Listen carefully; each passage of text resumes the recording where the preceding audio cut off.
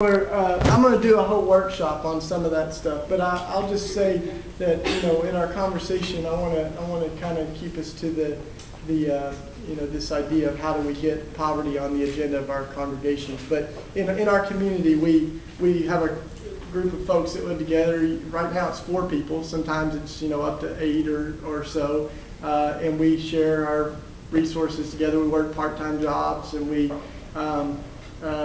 do community gardens and after-school programs and a thrift store and all those things in our neighborhood.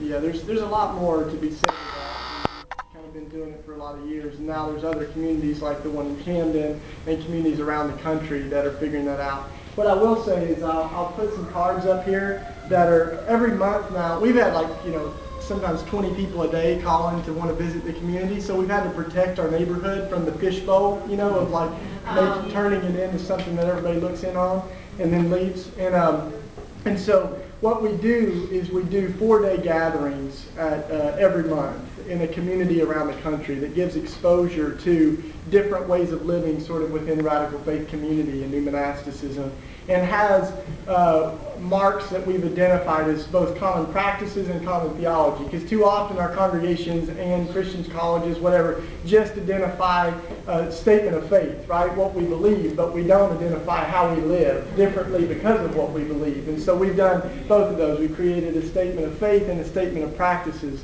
So those things would include many of the things that we love and talk about here, about caring for the creation and active peacemaking and nonviolence and racial, lament of racial divisions. And so those things are part of our community. These schools are happening every month, and we felt like one of the best uses of